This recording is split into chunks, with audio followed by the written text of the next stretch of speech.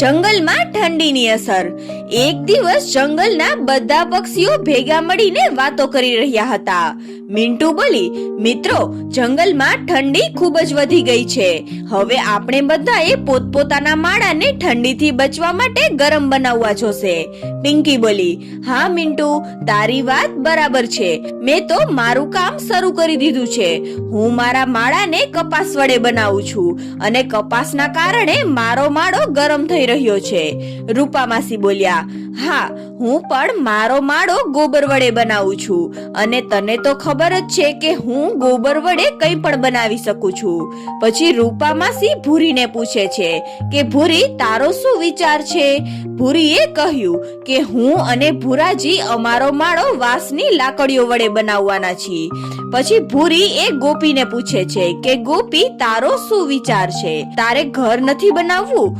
ગોપી બોલી, હા, હું અને ગોપાલ પણ અમારો માળો ખૂબ જ મજબૂત અને ગરમ બનાવવાના છીએ. રૂપા માસી બોલ્યા, તારો પતિ ગોપાલ ચોરી કરવા માટે નવરો થશે તો માળો બનાવશે ને? ગોપી બોલી, તમે જોઈ લેજો રૂપા માસી, એક દિવસ જંગલમાં સૌથી મોટો અને ગરમ માળો અમારો જ હશે અને ત્યારે તમારે બધાને અમારી જરૂર પડશે. રૂપા માસી બોલ્યા, હા, જોઈ લેશું. પહેલા તું ઘરે જઈને જો તો ખરા કે તારો પતિ અત્યારે ક્યાં ચોરી કરી રહ્યો છે. બીજી બાજુ ગોપાલ એ ઝાડની ડાળી પર બેસીને ઠંડીમાં ધ્રુજી રહ્યો હતો. ગોપાલ બોલ્યો, અરે, એક બાજુ આ જંગલમાં ઠંડી વધતી જાય છે અને મારી પત્ની ગોપીની ફરમાઈશ તો પૂરી જ નથી થતી. એક દિવસ કહેશે કે આ લાવો તો બીજે દિવસે કહેશે કે આ જોઈએ છે અને આ ખાવું છે, તે ખાવું છે. ગોપાલ એ ત્યાંથી ઉડીને આગળ જાય છે ત્યાં ગોપી તેને સામેથી આવતી દેખાય છે. ગોપાલે પૂછ્યું કે અરે ગોપી, તું બેગ લઈને ક્યાં જાય છે? ગોપીએ કહ્યું કે હું જાઉં છું મારા પિયરે. આમ પણ હું અહીંયા રહીને શું કરીશ? ના રહેવા માટે ઘર છે અને ના ખાવા માટે અનાજ. જંગલમાં બધા જ લોકો મારો મજાક ઉડાડે છે. એ બધા લોકો કહે છે કે તારો પતિ ગોપાલ એ જંગલમાં ચોરી કરતો ફરે છે, તે કઈ કામ નથી કરતો. તો પછી ઘર શું બનાવશે? ગોપાલ બોલ્યો, અરે ગોપી, તું ન જા તારા પિયરે. હું તને વચન આપું છું કે હું થોડાક જ દિવસોમાં એક ગરમ અને મજબૂત માળો બનાવીને આપીશ. ગોપી બોલી, નહીં, તમે મારી વાત નહીં સાંભળો અને ખાલી વાતો જ કરો છો, પછી કંઈ પણ નહીં કરો. ગોપાલ બોલ્યો, ગોપી, હું તને સાચું કહું છું. હું એટલો મોટો અને મજબૂત માળો બનાવીશ કે જંગલના બધા જ પક્ષીઓ જોતા રહી જશે. ગોપી બોલી, શું તમે સાચું કહો છો? શું તમે એવો માળો બનાવી શકો છો? ગોપાલ બોલ્યો, અરે હા ભાઈ, હા, હું સાચું કહું છું. હવે ચાલ પાછી ઘરે. ગોપી બોલી, તો પછી ઠીક છે, હું નહીં જાઉં મારા ઘરે, પણ મોટો માળો બનાવવાનું ભૂલતા નહીં. જો આ વખતે તમે કંઈ પણ ન કર્યું તો હું તમને છોડીને હંમેશા માટે મારા પિયરે જતી રહીશ. ગોપી ત્યાંથી ચાલી જાય છે અને ગોપાલ વિચારવા લાગે છે કે મેં કહી તો દીધું કે હું મોટો માળો બનાવીને આપીશ, પણ હવે હું આ બધું કરીશ કઈ રીતે? ગોપાલે માળો બનાવવા માટે સામાન ભેગો કરવા નીકળી પડે છે. બીજી બાજુ ભૂરી એ તેમના પતિને કહે છે કે આ તમે સાવ નાનો માળો બનાવો છો, મારે તો મોટો માળો જોઈતો હતો. ભૂરીના પતિએ કહ્યું કે અરે ભૂરી, આપણા માટે તો આવડો માળો જ બરાબર છે. જેટલું મોટું ઘર બનાવીશું મુસીબત એટલી જ વધારે આવશે. ત્યાં ગોપાલ ઉડીને ત્યાં આવે છે. ગોપાલ બોલ્યો, અરે ભૂરાભાઈ, તમારો માળો બનીને તૈયાર થઈ ગયો? ભૂરાએ કહ્યું, હા ગોપાલ, શું તે તારો માળો બનાવી લીધો? ગોપાલ બોલ્યો, અરે ના ભાઈ, હું આજે એ જ કામ કરવા માટે નીકળ્યો છું, પણ મને માળો બનાવવા માટે સામાન નથી મળી રહ્યો. ભૂરી બોલી, અરે દેવરજી, સામાન મળતો નથી, તેને શોધવો પડે છે. ત્યાં ગોપાલની નજર બાજુમાં રાખેલા વાંસના ઢગલા પર પડે છે. ગોપાલ બોલ્યો, અરે ભૂરાભાઈ, તમારો માળો તો બનીને તૈયાર થઈ ગયો છે, તો હવે તમે આ વાંસની લાકડીઓનું શું કરવાના છો? ભૂરો બોલ્યો, કાંઈ નહીં ગોપાલ, મારે હવે આ વાંસની લાકડીઓની જરૂર નથી. જો તારે જરૂર હોય તો તું લઈ જઈ શકે છે. ગોપાલ તે વાંસની લાકડીઓને લઈને જાય છે. ગોપાલના ગયા પછી ભૂરી એ ભૂરાને કહે છે કે તમે વાંસની લાકડીઓ ગોપાલને કેમ આપી દીધી? તમારો મગજ તો ઠેકાણે છે ને? પૂરો બોલ્યો, ભૂરી તું ક્યારે પણ નહીં સુધરે. ગોપાલ મારો ભાઈ છે અને એની મદદ કરવી એ મારી ફરજ છે. ગોપાલ એ લાકડીઓને માળો બનાવવાની જગ્યા પર લઈને આવે છે. ગોપાલ બોલ્યો, હવે આ વાંસની લાકડીઓ વડે ઘરનું માળખું તૈયાર કરી લઉં. આખો દિવસ કામ કર્યા પછી ગોપાલ એ વાંસની લાકડીઓ વડે ઘરનું માળખું તૈયાર કરી લે છે. ત્યાં ગોપી અનાજ લઈને ત્યાં આવે છે. ગોપાલ બોલ્યો, અરે ગોપી, આ જો મેં વાંસની લાકડીઓ વડે આપણા ઘરનું માળખું તૈયાર કર્યું છે.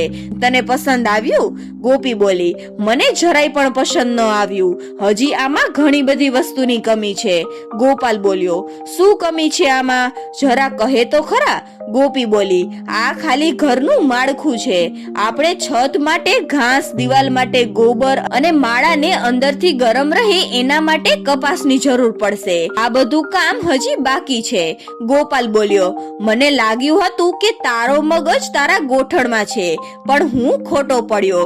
તે અત્યારે જે પણ વસ્તુ બતાવી છે, જો એ બધી વસ્તુનો ઉપયોગ કરીને આપણે માળો બનાવીશું તો આખા જંગલમાં આપણો માળો બધાથી સારો બનશે અને આપણો માળો ઠંડીમાં ગરમ પણ રહેશે. પણ મને એક વાતની ચિંતા છે. ગોપી બોલી, હવે શું થઈ ગયું? ગોપાલ બોલ્યો, મને ગોબર, ઘાસ અને કપાસ ભેગો કરવામાં ઘણા બધા દિવસો લાગશે. ત્યાં સુધી આપણે બહાર આ કકડતી ઠંડીમાં જ રહેવું જોશે. ગોપી બોલી, તમે એની ચિંતા ન કરો. એના માટે મારી પાસે એક તરકીબ છે. ગોપી બધો જ પ્લાન ગોપાલને કહે છે. ગોપાલ બોલ્યો, ગોપી તારો તો જવાબ નહીં. જો હું આમ કરીશ તો મારું કામ તો ઘણું બધું સરળ બની જશે. હવે આપણે આપણો માળો ઘણા ટૂંક સમયમાં બનાવી શકીશું. ચાલ હવે હું આગળનું કામ કરવા માટે નીકળું છું. ગોપાલ ત્યાંથી ઉડીને રૂપામાસી પાસે પહોંચે છે. રૂપામાસી બોલ્યા, અરે ગોપાલ, તું અહીંયા શું કરે છે? શું તારો માળો બનીને તૈયાર થઈ ગયો? ગોપાલ બોલ્યો, અરે નહીં રૂપામાસી, હું માળો બનાવવા માટે સામાન ભેગો કરવા માટે નીકળ્યો છું. ત્યાં રસ્તામાં તમારું ઘર દેખાઈ ગયું તો વિચાર્યું કે તમને મળતો જાઉં. રૂપામાસી બોલ્યા, અચ્છા તો આ વાત છે. હવે કહે કે તને મારું ગોબરનું ઘર પસંદ આવ્યું? ગોપાલ બોલ્યો, હા રૂપામાસી, તમારું ઘર તો ખૂબ જ સુંદર છે. કાશ મારી પાસે પણ તમારા જેવું ઘર બનાવવા માટે ગોબર હોત. રૂપામાસી બોલ્યા, બસ આ જ વાત છે. મારું ઘર તો બનીને તૈયાર થઈ ગયું છે, પણ મારી પાસે હજી આ ગોબર વધ્યું છે. તારે જોઈતું હોય તો આ ગોબર લઈ જા અને તારું ઘર બનાવ. ગોપાલ બોલ્યો, રૂપામાસી, તમારો ખૂબ ખૂબ આભાર. હું તમારા જેવું ઘર તો નહીં બનાવી શકું, પણ આ ઠંડીમાં ગુજારો થઈ જાય એવું ઘર બનાવી શકીશ. ગોપાલ ગોબરને લઈને તેના ઘર પાસે પહોંચે છે. ગોપાલ બોલ્યો, ચાલો હવે હું આ ગોબરને ઘરની ચારે બાજુ લગાડવાનું શરૂ કરું. ગોપાલ એ ગોબરને ઘરની ચારે બાજુ લગાડી દે છે.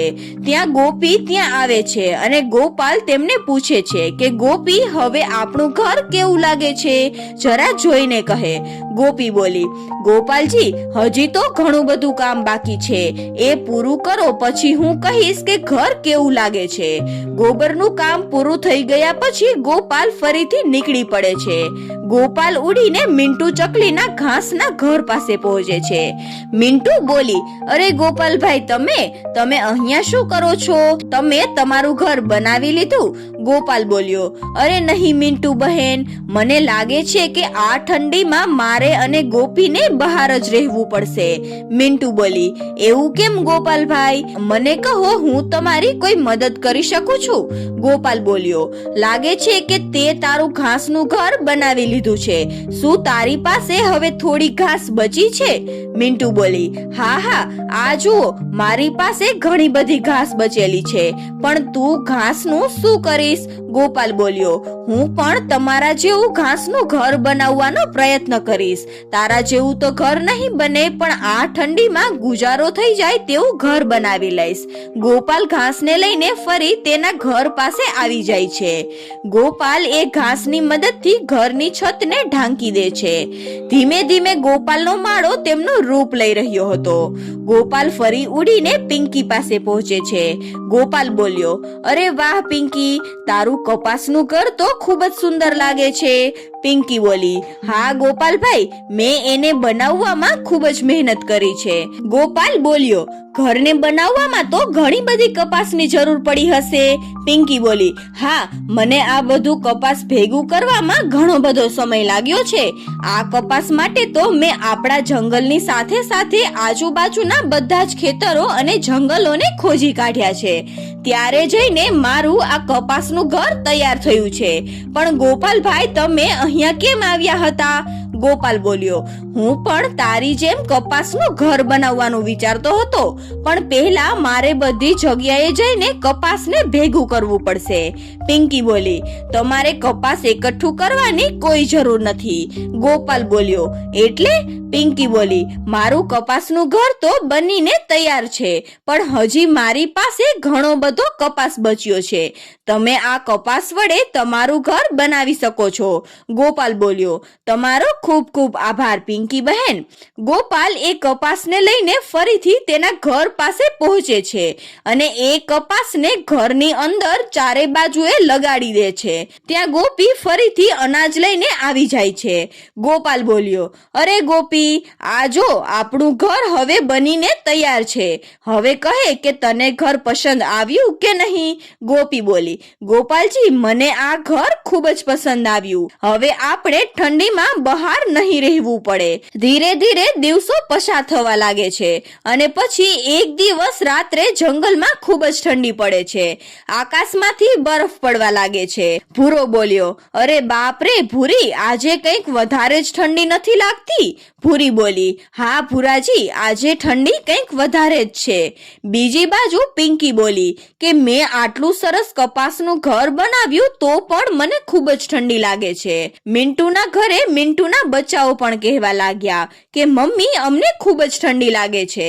રૂપા માસી પણ બોલ્યા, અરે આજે આટલી ઠંડી કેમ પડે છે? મારું આ ગોબરનું ઘર કંઈ કામનું નથી. બધા લોકો પોતપોતાના ઘરમાંથી બહાર આવી જાય છે અને એક જગ્યાએ ભેગા થઈને તાપણું કરે છે.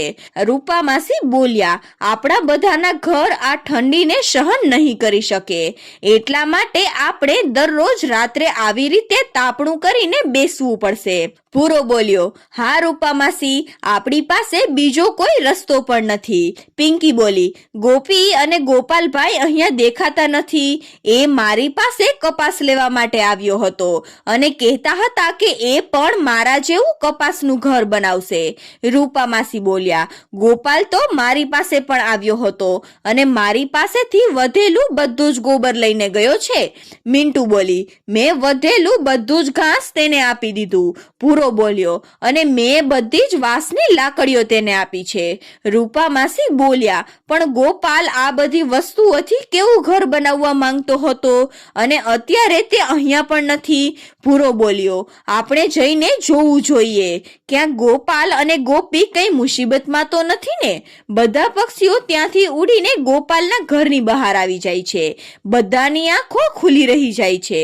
રૂપા માસી બોલ્યા, વાહ, શું ઘર બનાવ્યું છે ગોપાલે. આ ઘર જોઈને મારે બસ એટલું જ કહેવું છે. ગોપાલે તો કમાલ જ કરી નાખ્યું. ભૂરો એ બારીમાંથી અંદર જુએ છે. ગોપી અને ગોપાલ એ આરામથી સૂતા હતા. ત્યાં ભૂરાએ તેને અવાજ કર્યો, ગોપાલ, અરે ઓ ગોપાલ, જલ્દીથી દરવાજો ખોલ. ગોપાલ એ દરવાજો ખોલે છે. ગોપાલ બોલ્યો, અરે તમે બધા અહીંયા શું કરો છો? રૂપા માસી બોલ્યા, કેમ રે ગોપાલ, તે તો અમારા બધા પાસેથી થોડો થોડો સામાન લઈને આટલું સરસ ઘર બનાવી લીધું અને અમને ખબર પણ ન પડવા દીધી. ગોપાલ બોલ્યો, અરે નહીં રૂપા માસી, એવી કોઈ વાત નથી. તમે બધા બહાર કેમ ઊભા ઉભા છો, પહેલા અંદર આવી જાઓ. બધા પક્ષીઓ ગોપાલના ઘરની અંદર ચાલ્યા જાય છે. મિન્ટુ બોલી, રૂપા માસી, આ ઘર અંદરથી કેટલું ગરમ છે. એ રાતે બધા જ લોકો ગોપાલના ઘરમાં રહે છે. ગોપાલનો ઘર બનાવવાનો આઈડિયા આખા જંગલમાં ફેલાઈ જાય છે અને જંગલના બધા જ પક્ષીઓ એ ગોપાલ જેવું ઘર પોતપોતા માટે બનાવી લીધું અને ઠંડી ખુશી ખુશી પસાર કરવા લાગ્યા. તો બાળ મિત્રો, આ વાર્તા પરથી આપણને શીખવા મળે છે કે મુશ્કેલ પરિસ્થિતિમાં આપણે સમજદારીથી કામ લેવું જોઈએ.